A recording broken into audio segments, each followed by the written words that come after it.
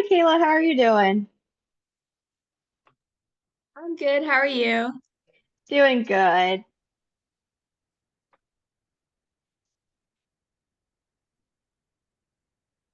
We'll get started in just a little bit. Okay, sounds good.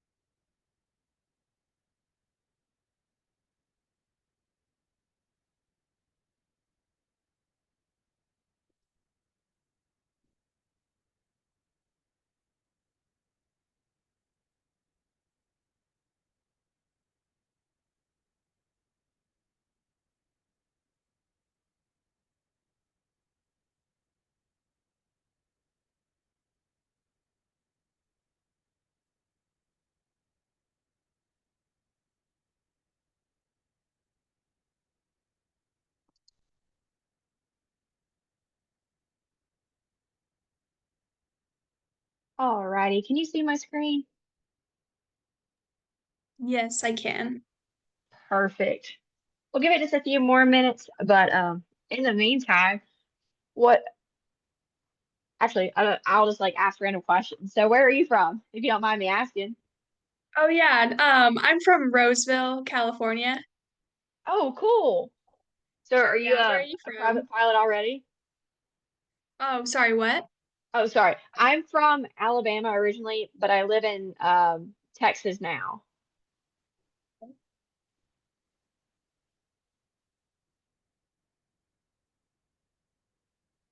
I'm in between Austin and San Antonio. Cool. Sometimes, like the weather's normally pretty good, but it can be a pain, like it's been the last few weeks. Mm. So why What don't you go got you to into flying? Texas? My bad. I'm not trying to talk at the same time. No, it's fine. What was your question? Oh, I was just wondering why you moved to Texas. So it's like a long story, but I grew up in Alabama, a small town of 700 people, and I had thought about being a pilot, like a fighter. I really thought about joining the Air Force for a while, but then I decided I wanted to be a vet, and then I went to school, and it was kind of boring and really expensive, so I changed my mind, and I got a computer science degree, and I ended up in Tennessee not long after that, and I just wasn't happy about it. And I finally just made the decision that I'm gonna move sight unseen to Texas. I'm gonna get my private pilot license and join the military and join the Air Force. And that's how I got down here.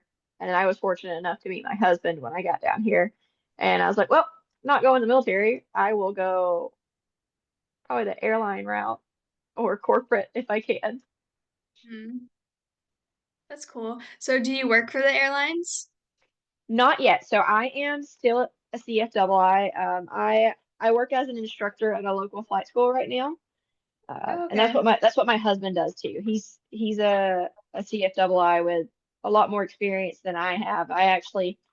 I'm very lucky. I learn a lot from him while I'm learning even more while I'm teaching. I learn more from him because he has so much experience. He's got like mountain flying experience. Um, he's flown in a lot of different scenarios. He's flown down to minimums and like had to use an approach lighting system to land before because the visibility got worse than it was forecasted because it was forecasted to get better, but then it got worse. Oh, Yeah, so instrument's my favorite. I love it, and it's so cool. But I'm lucky to have him because he's held me to a pretty high standard since I started. that's good. So I hate to ask, do more people normally show up, or am I okay to start? I'm actually not sure. This is my first one. Oh, cool. No worries. It's my first one too. So we are learning together. Yeah. I'll give it 2 more minutes. I'll give it the good 10 minutes past start time and then we'll get started. Okay, sounds good. What got you into flying?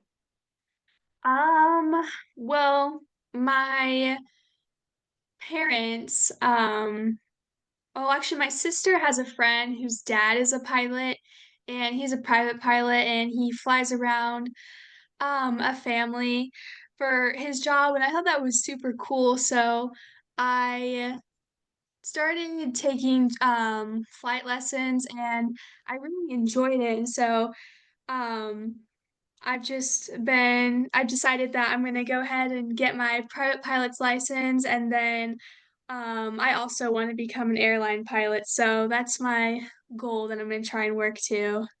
Oh, that's awesome. That Yeah. the flying around a family would be so cool. That's something that I like. I want to go to the airlines just because it's going to be great experience, but like my end goal is to be a DPE. So I want to be the person that gets to give certificates and ratings to people. But they Okay. also uphold that standard of safety. But it would Mhm. be really cool just to fly a family around. Like I'm their pilot. That'd be so cool. Mhm. Yeah. Are you, if you don't mind me asking, are you considering like are you going to go the Part 61 route, Part 141, so like a college route for your ratings or an accelerated program? Have you looked into any of those? No, I haven't. So wait, what do you mean by that? Okay, so Part 61 is just it's not college associated. So you would just go, you get your ratings on you fly on your own time with the instructor's availability at a local school. So like what they would call a mom and pop shop. Uh, Part 141 is a college. So it takes 4 years and you do end up with an aviation sciences bachelor's degree on top of it. Oh, And okay. then an accelerated program is where you go from either no hours, some hours, or even PPL already to CFI, CFII, commercial multi in about 12 to 15 months. Okay, so that's what I was looking into. Okay, so if you ever have any questions about it, I actually went through an accelerated program, and my husband finished an accelerated program too. We actually finished the same one. Really? Yeah, my parents were looking at ATP flight school. Um, Okay. that one for me to join, but I guess they were saying that it's cheaper to get my pilot's license first and then go to that and then get my commercial license through that. So that's what I'm gonna try and do. Nice. Yeah, I went through the American Airlines Cadet Academy. That's the one that I went through. Okay. Yeah, so I mean, if you have the time, just look into some of those too. Like American has one, United has one, Delta has one, and like Southwest has one as well. And all the other like regionals have their own cadet programs and have cadet programs once you reach commercial. So there's a ton of different ways you can do it, and a lot of the programs have different airlines that are partnered with them. So it's not a bad way to go. I liked it. It's definitely not for everyone, but I thought it was good. Okay. Yeah, that's good.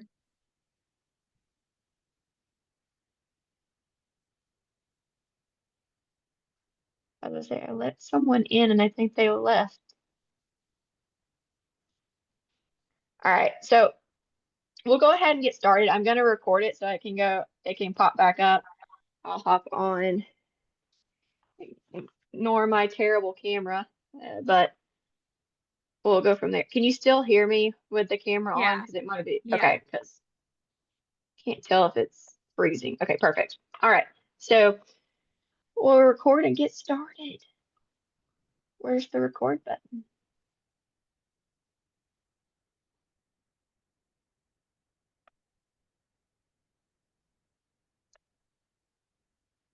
I think it's already been recording. That's the fun part.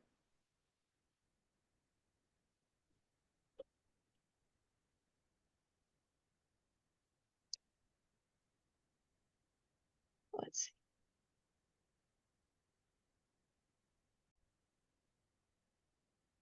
Okay, it says it's recording. Perfect, it is. All right, let's get started. So, hi everybody, I'm Sierra Goodwin. I'm a current CFI, CFII in out of Seguin, Texas. So in between Austin and San Antonio. I'm also an AGI. Uh, Instrument is my favorite. It was my favorite rating. It's what I love to fly. It's what I really, really love to teach. It's just been the one that I gravitated towards the most. So I'm super happy to do an intro to IFR ground with you all tonight.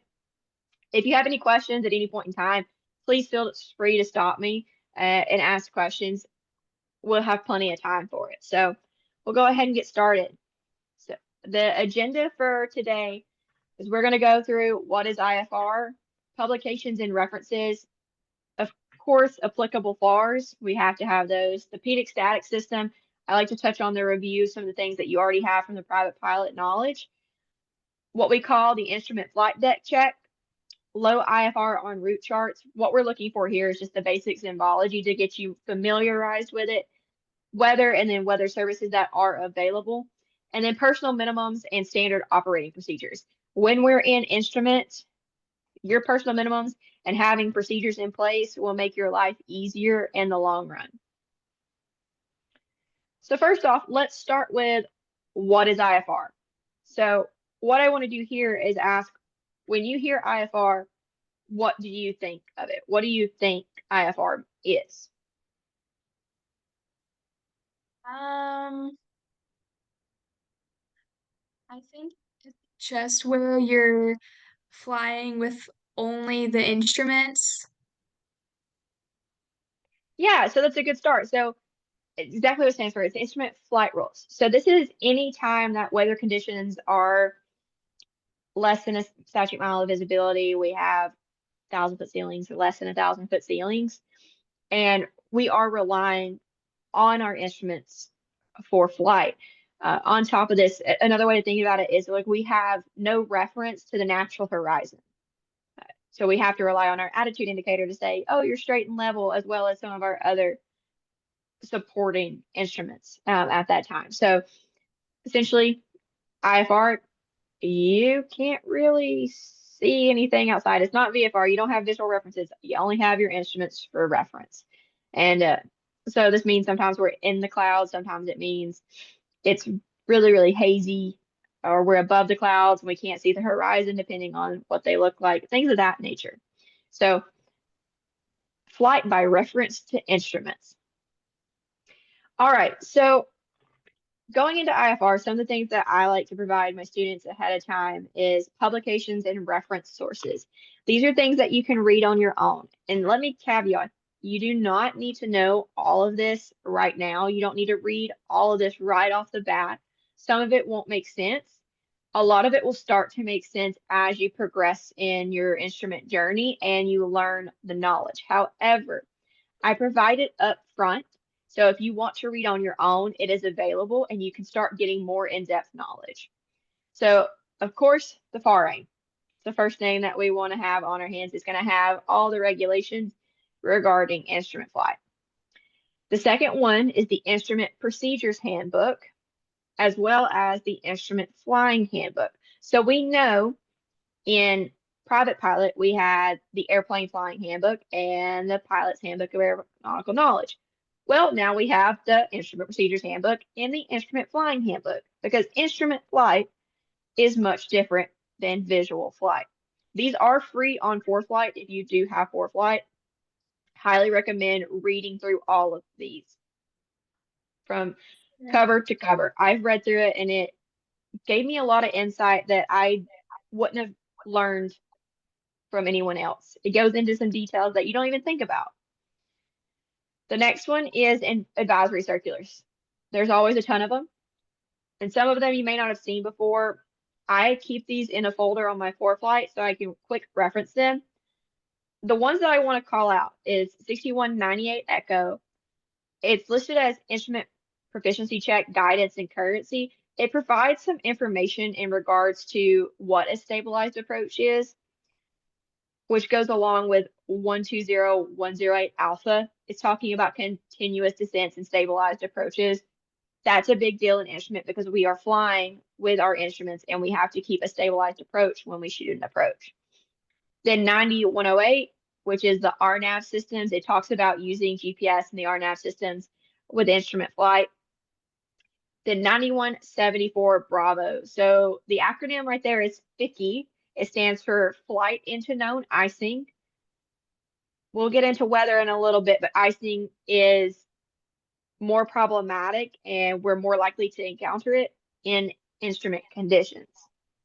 And then the last one is 0045 Hotel. This particular advisory circular is rather large. It's over 300 pages long. Do not let that scare you. It is nothing but weather and weather services, and it provides a ton of information. It teaches you how to read the charts that are available to us, so graphical forecast, precipitation charts, turbulence charts, and it gives you details into it. That is probably one of my favorite advisory circulars that I found because I'm a little bit of a weather nerd. If it's not your cup of tea, it's not your cup of tea, but at least look through it one or two times because that knowledge can save you an instrument and it also helps with your flight planning with instrument. Now, the next one is what is known as an info. It's info 1502. The FAA has a lot of different items they can put out. It's advisory circulars, infos, orders, and things of that nature. They always have different information in them. So this info in particular provides additional information and more detailed information as to when an instrument approach can be logged in your logbook. This is great because now there's no question as to when you can log the approach for a currency standpoint. All right, the next one, I'm just going to call it the TERPS, the Terminal en Route Procedures Supplement. This is essentially ForeFlight does it for you. When you look online, it includes everything that you need. but you can actually download the 8623 Delta. I have it on mine, but I haven't had to reference it much just because ForeFlight takes care of it. The next one, however, I use a lot. It's the Terminal Procedures Publication, and then the parentheses is the Digital Terminal Procedures Supplement.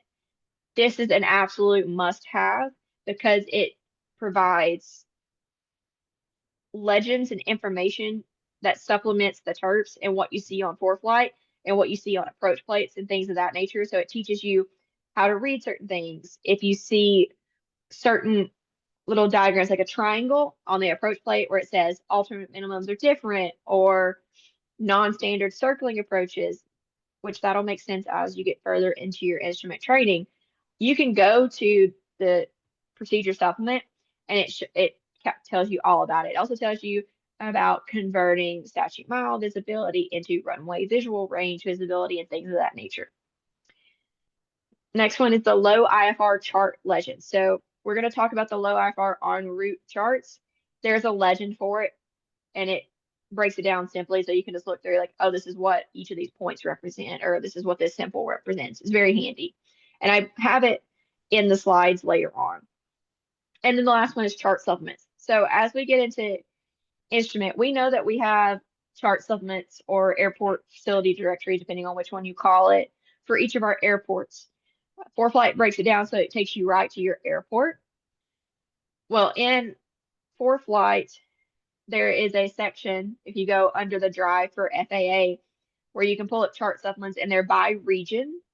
We need these chart supplements that are by region because it provides us information necessary for when we are planning instrument cross countries or instrument flight. And it shows us preferred IFR routes and what we call terminal en route control routes, which are essentially just ways that it makes it more efficient to move, add more aircraft in, makes it more efficient and easier to manage for the controllers and for the pilots ourselves. So really, I say all these are necessary. The main ones are the FARing, the procedures and flying both the handbooks, and then the last four for sure. The advisory circulars and infos, I love them because it's additional information, and I consider them needed, but others may disagree. So it's it's a preference thing there, but it's always nice to have extra information. Yeah. Yeah. So applicable FARs. I'm going to keep this one a little short because we're building on the PPL knowledge. That's for sure. We're building on it, and then we're kind of breaking it a little bit because now you're not flying visually, you're flying via instruments. But just like private pilot, there's things where you must be eligible for the certificate as well as keeping current. So eligibility is going to be FAR 6165 and currency is going to be 6157. Now, with currency, it's currency, like if you're carrying passengers in instrument, carrying your friends or your family in instrument, you still have to have those 3 takeoffs and landings, either during the day and the ones that to a full stop at night in the preceding 90 days.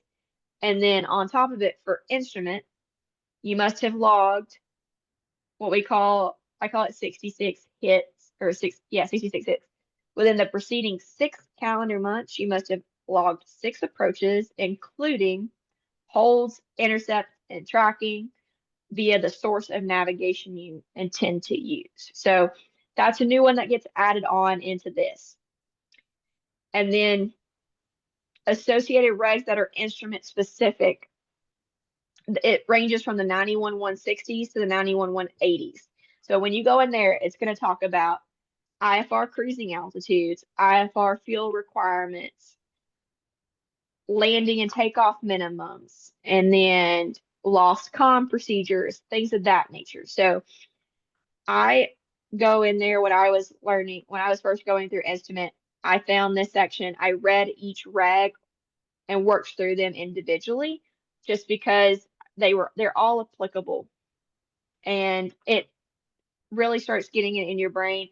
Some of them may not make sense in the beginning, but as long as you revisit them over time, you really start plugging in the information where it goes. So a lot of people say it's not a ton of regs, whereas like when we started in PPL, it was a lot of new regs. Instruments, not as many new regulations, but it adds on to everything that you already learned. So just bear that in mind. All right, so let's get into some fun stuff here. This is a pedal static system. We all should have at least been introduced to this if we're student pilots, and if we're private pilots, we should know what this is. But we'll go over a review real quick. So the altimeter, airspeed indicator, and the VSI are what we consider the pedal static instruments. We know that the airspeed indicator is the only one that takes information from the pedal tube. Then the VSI, the ASI, and the altimeter all take information from the static port. The static port measures static pressure, and then the pedal tube measures ram pressure.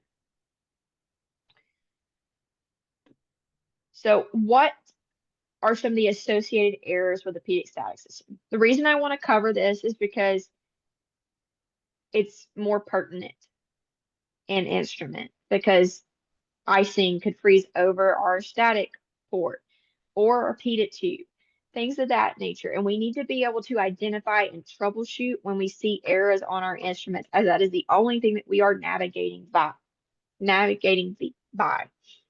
So if the drain hole of the pedal tube is blocked, the little guy underneath the pedal tube on the back side of it is blocked. The airspeed, sorry, if the front of the pedal tube is blocked, but the drain hole is open. Ignore the typo. The drain hole's open. That means it's the airspeed indicator is going to read 0. So the reasoning of that is if the opening is blocked and the drain hole is open, it means everything can just drain out. It does exactly what you think about it. The pressure just drains out. So airspeed is going to go to 0. If the pedal tube and the drain hole are blocked, so both ends of it are blocked, the airspeed indicator acts in a manner similar to an altimeter. I like to say similar to an altimeter because it's not an altimeter. And then the static port. This is where you have to remember a lot of things that goes on with it because it affects all 3 of the instruments.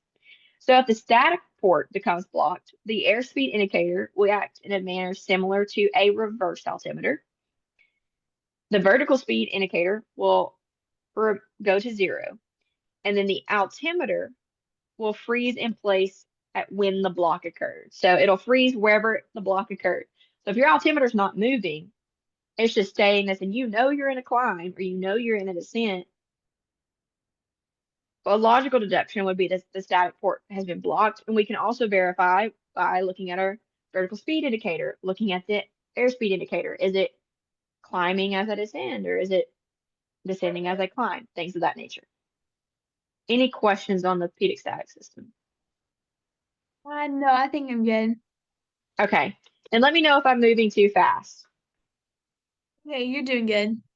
Okay, awesome. So here's a new one. This one is called the instrument flight deck check. Have you ever heard of the instrument flight deck check or ever done it? No.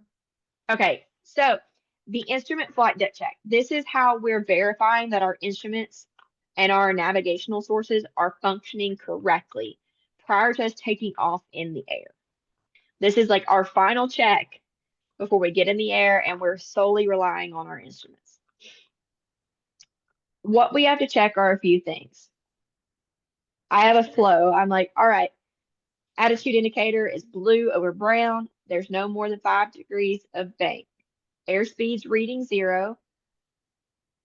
Vertical speed is reading 0. The altimeter is within 75 feet of the airport's elevation.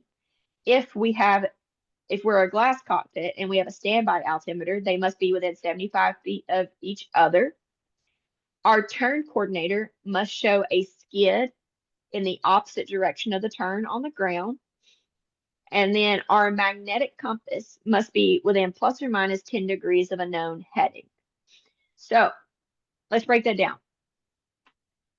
The reason we don't want the attitude indicator tilted is because do you really want a wonky tilted attitude indicator in the clouds when you can't see anything? The you already have the potential for spatial disorientation. No, we want it straight and level. We want it straight and level and very minimum, if at all, tilt. No more than 5 degrees. Airspeed is 0. We just want it to read 0 on the ground. That's not saying that we're faster than what we actually are. Because if we're stationary, it should not be reading 15, 20, 30. It shouldn't be reading anything. Same with our vertical speed indicator. It shouldn't show a climb. It shouldn't show a descent. And then a skid in the opposite direction of turn.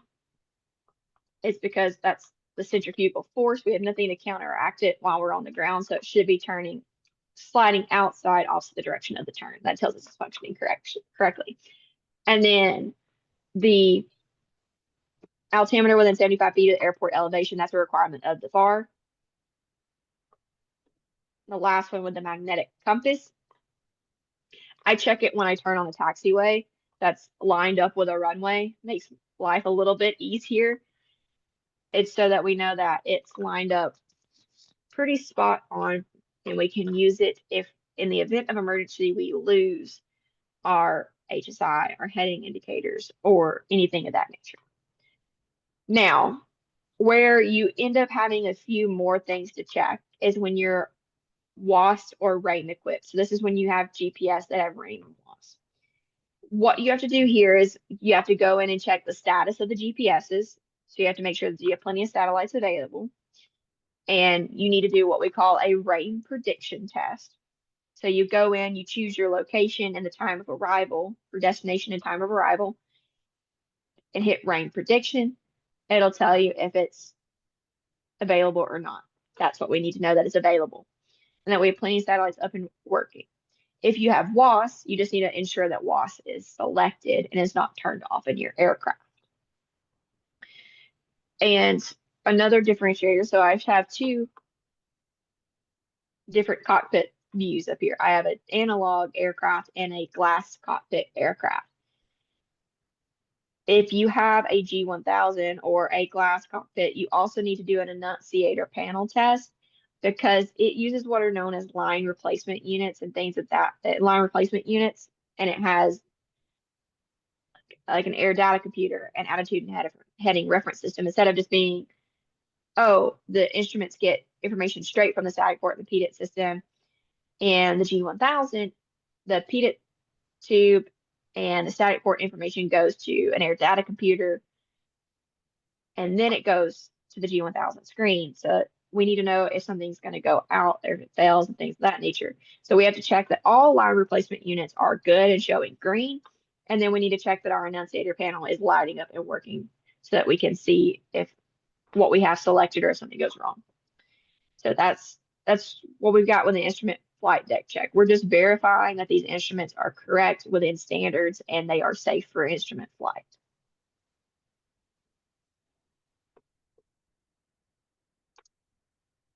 Okay, so this next one, low IFR en route chart symbology. The low IFR en route chart is going to be your best friend. So if you can get a hold of this legend first and just familiarize yourself with it, it will make your instrument life much easier. I can't tell you the amount of times I've had students and friends come in and they're getting into their instrument training pretty well. And they're like, I just don't know what it is. And I told them multiple times and I provided them the reference, like, hey, go look at this. It will make your life easier, I promise. And it explains it much better than I can some days. So what we're looking at here is how to read the chart. I'm going to touch on some of it. When you start looking at the low IFR en route chart, it'll make much more sense because we have certain altitudes and things that we must follow in instrument that's different than private pilot. But when we look over here, it has a route data section. It has a fixes, ATC reporting requirements section, boundaries, what they mean, airspace information, and even special areas of operation. And then it has an example of where they've grouped a ton of things together.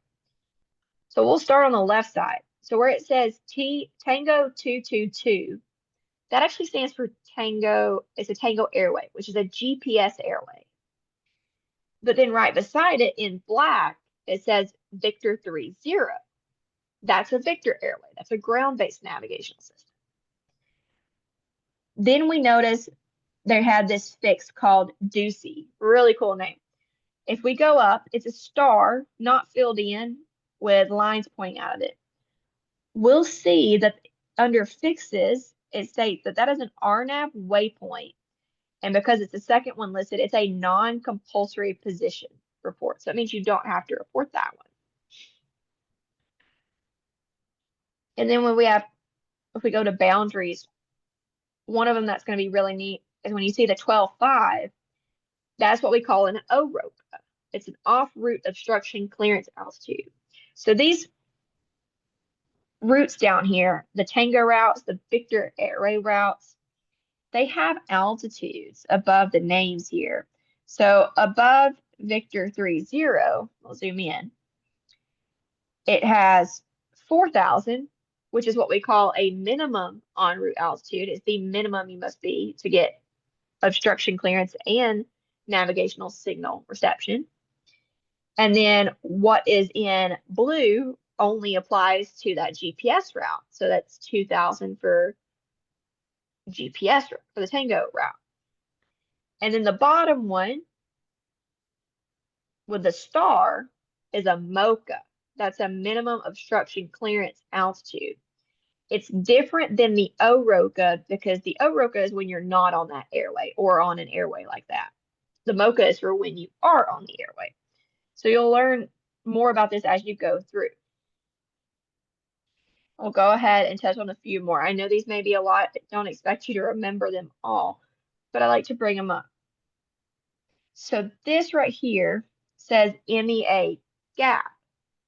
I've only found this once or twice on a low FR chart around me. So it does exist, even though sometimes it's hard to find.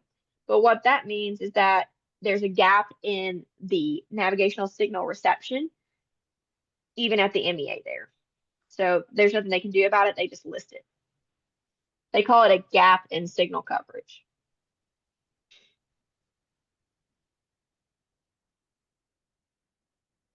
Any questions on that? No, I think I'm good. It's just a lot of information. Yeah, instrument, it's kind of funny. Did you ever get the phrase that it's like drinking from a fire hose? No, I've never heard that. That's what my husband said to me. He said, just bear in mind that instrument is like drinking from a fire hose. Oh, that's fantastic. It's not that bad, I promise. I didn't think it was that bad. It's just it can be a lot all in one go. Yeah. Okay, so we'll move over to to weather and meteorology because it's just building on what you learned in PPL. You can go as in depth as you want to with weather. And if you're like me, you will go down a rabbit hole and find stuff that is really for somebody who has a meteorology degree. But if not, we can at least get you to a point where you can understand how weather works, what to expect when you see certain things on surface analysis charts, and how to make good decisions when flying into IMC. Because if there was to be a thunderstorm embedded, you can't see it, and we would have to rely on ATC to tell us, hey, there's like moderate precipitation, ask for vectors around it, or we just won't know that we got caught up in it. So understanding meteorology truly can help us be as safe and as prepared as can be for our flights. So we'll start with that. Do you recall what the driving force of weather is? Um, no, I do not. Okay, so the easy answer is the sun. It's the uneven heating of the Earth's surface is what drives weather. That's why we get we'll get thermals, we'll get areas that are cold, and then we'll get thunderstorms, all that fun stuff. It's because of the sun. Now, Do you know what fronts are? No. Okay, so I'm going to zoom in on the symbols down here. There's cold fronts, warm fronts, stationary fronts, occluded fronts, things in that, like, that's what we're looking for. It's a it's a system of air, and it can be a different temperature air. Generally, it's different temperatures in air that's being driven forward across the earth, and it could be coming from different areas. But we generally see cold fronts, warm fronts, and stationary fronts. The reason we need to know about fronts is because of the fact that we can generally have an idea of the weather that may be associated with it. I say that may be associated with it because if you've ever watched the weather, the news, and they predict something and it doesn't happen, it's because even though we can forecast it and say this is the predictable outcome based on past experiences, the weather can just be mean and change its mind. It's fun. But talking about fronts, cold fronts we can see generally see good visibility.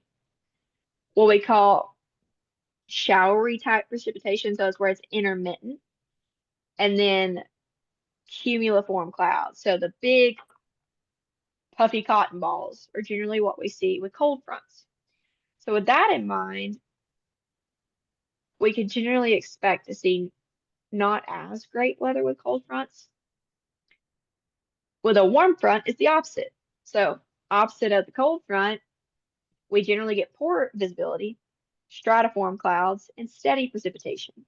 The reason this makes a big deal is because that is a more stable atmosphere. Whereas with a cold front, the atmosphere is less stable. If it's less stable, it's more prone to storms.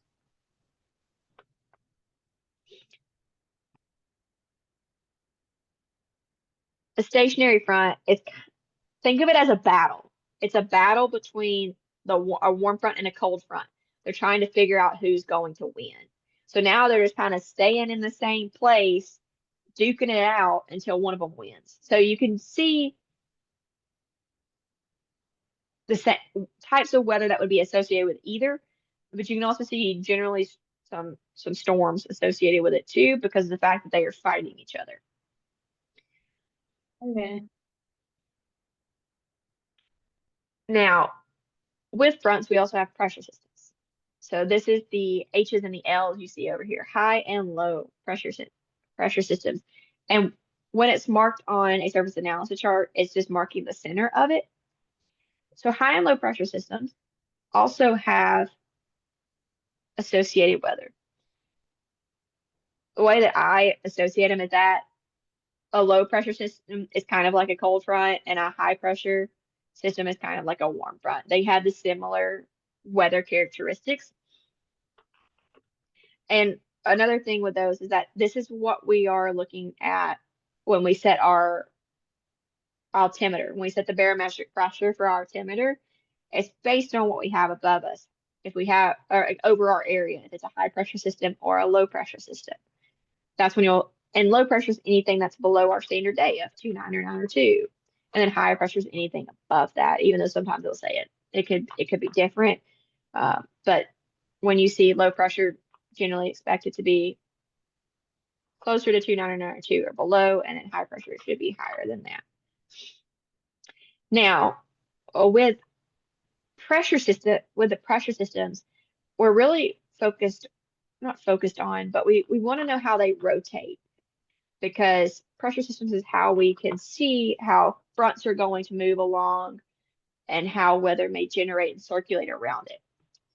Now, I have an acronym for the high pressure system. You got two of them depending on how you want to call it. It's either Call of Duty or COD. They do not connect together. It's just how it spells it out. So high pressure systems rotate clockwise and the air moves outwards and downwards. So COD or Call of Duty. Low pressure systems are the opposite. They rotate counterclockwise, inwards, and upwards. Now, the reason that that's a big deal is because we know for thunderstorms to develop and for cumuliform clouds to develop, which are the cumulonimbus clouds, are the ones that do develop into thunderstorms and things that into thunderstorms. It needs to have that inwards and upwards development. Out and down makes no sense because it's not giving the cloud that vertical development.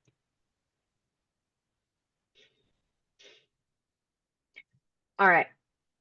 And the last one we'll touch on with meteorology is just hazards associated with instruments. If we are in visible moisture, if we're inside visible moisture, there's a few things well, there's a lot of things to be worried about with weather, but there's a few major ones that I like to call out. Embedded thunderstorms. We cannot see anything, and ATC is limited by what they can see on their radar. Generally, it's limited to just how heavy is the precipitation? Is it light, moderate, heavy, extreme, something like that. That's about what they can see. So if we were going into INC and we don't plan very well, we could inadvertently end up in a thunderstorm, which is not where we want to be. Along with that, if we go fly somewhere it gets really cold, and we know that we lose 2 degrees Celsius for every 1,000 feet of altitude gained, let's say that our cruising altitude is 0 degrees Celsius. I mean, that's freezing, it's cold. If we're in visible moisture, we are subject to icing. So now we have not only thunderstorms we can't see, we have to be on the lookout for icing when we're in instrument conditions.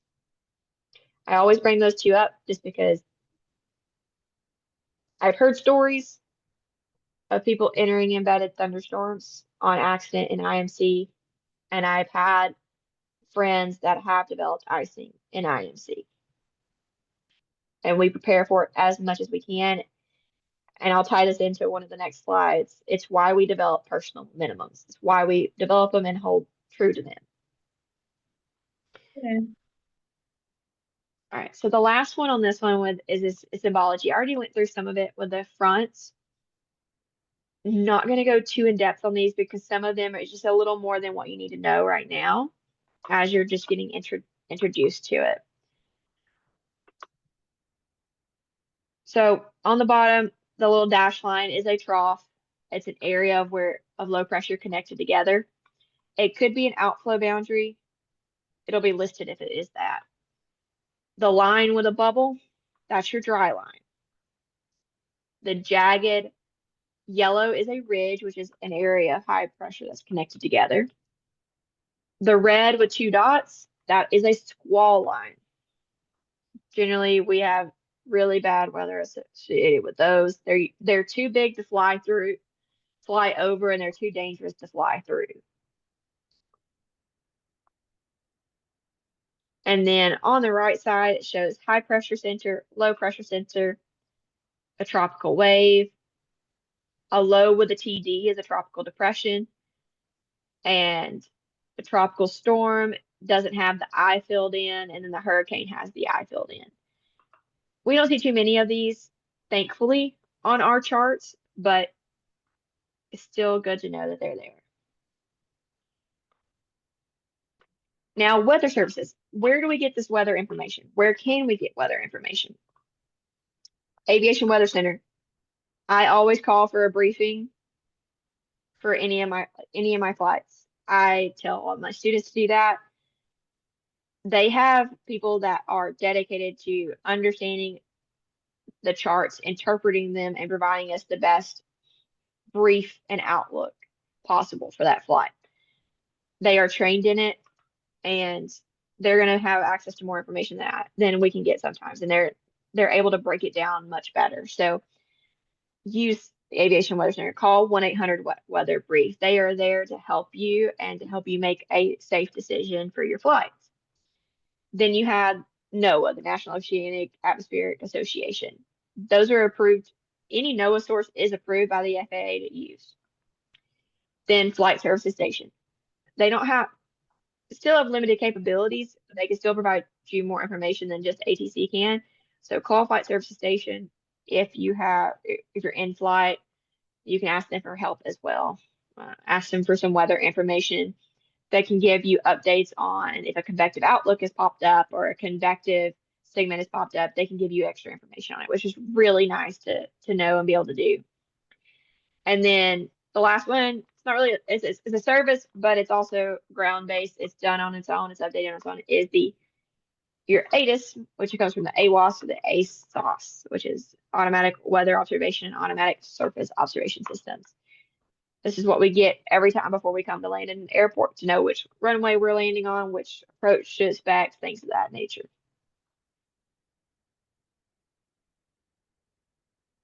Okay, one of my favorite slides. Instruments my favorite, but this last slide is one that I will always stress. I will sound like a broken record, unfortunately, but personal minimums and standard operating procedures. So it's talking about developing your personal minimums for IFR and developing procedures that will minimize your workload and ensure that you have proper task prioritization. This is on the ground and in the air. So we'll start with the SOP first, just because this will make you'll be able to connect the dots and develop your SOP on your own as you get into instrument, as you actually go fly and approach and understand all the tasks that become associated with this flight and with flying into IMC, loading and approach, shooting and approach, things of that nature. For me, I have developed where I try to do things very early on and then I verify them the closer I get. So what that means for me is I get my weather as soon as I can, and then I verify prior to the approach, prior to briefing the approach, that it's still accurate.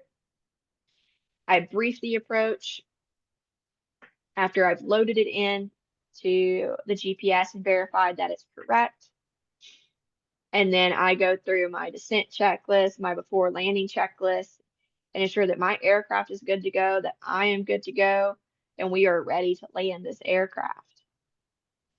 So my philosophy was more of let me do it early and verify later on when I get into the really task saturated portions of the flight to make it easier on myself. Now, Okay. developing personal minimums is a little bit different because your minimums are going to be different than the VFR. It's none, you can be well below 5 statute miles of visibility, below 3 statute miles of visibility. You don't have the ceiling requirements now of you need to be 500 feet below, 500 feet below, 1,000 feet above, 2,000 feet horizontal. You get to go in it, you get to touch it, and things of that nature. So when I was developing my personal minimums for IFR, I erred on the side of caution of having higher personal minimums, and I was willing to expand my minimums when I was with a more experienced instructor. That is still how I look at my training and my development to this day. I believe that once I have my standards for what I would fly comfortably by myself or with family, and then if I'm going to look to expand that, I go and fly with someone who is much more experienced in those particular conditions. When I went to my instrument check ride, I wanted 700-foot ceilings and a mile and a half of visibility. That's because I had flown in a mile of 1 statute miles of visibility, and I had flown down to 500. Oh no, so I've flown down to in 300-foot overcast. So for me, I felt confident going with 700-foot ceiling and a mile and a half statute, 1.5 statute miles of visibility because I had flown in worse, but this is what I was comfortable in, confident in, and taking my family or my friends with me. When it comes to your training, the minimums may be higher when you start for saying like what you would do on your own. That's what like what would you do on your own or what you even feel comfortable with as with your instructor. And then you can start to expand those minimums for like throughout your training and even as you get out of your training. So we know the training is just the foundation. You really develop your minimums even further once you get out of your training. You're flying for fun or you're flying for practice or you're planning a long cross country that's to airports and states you've never been to. You'll experience different things that allow you to change that.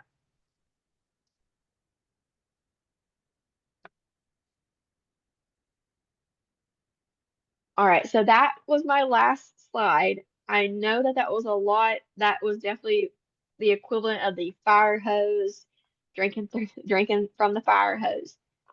I'm gonna open it up just for questions. You can ask me anything. It can be IFR related. If you want it to be, if you have a question about anything else, please feel free to ask me. I will answer. Okay. I don't think I have any questions right now, but I do just have a personal question. How many hours do you have? I'm at 300 right now. Okay. So still, I'm on the lower end of hours, uh, but working a day at a time, flying a day at a time to get more experience. Yeah, okay. And how long did it take you to get your private pilot's license? Okay, so I did my private pilot. Oh, when did I get my 1 second? It's not that long ago. I got to remember the date. So I started the American Airlines Cadet Academy program in July of last year, and I got my private pilot August 19th. So it uh took me 5 weeks in the program to get my private pilot, but I will caveat I had flown with my husband for about 30 hours prior to that, so I would say it took me two months to get my private pilot. Okay. Yeah, that's fast. Yeah, I tell people like don't do it that fast. Like you can do it that fast. I also came in with my advanced ground instructor certificate, so we were just needing to get me to my hours at that point. I had my advanced ground instructor certificate for a while by that point. So I already knew the ground information. It was just getting me to the flight proficiency, being able to fly the aircraft proficiency, land it, and things of that nature. So it did go a little faster, and I was flying 4 hours a day some days, which is a Okay. lot. Yeah. Yeah. As a student pilot, that was a lot.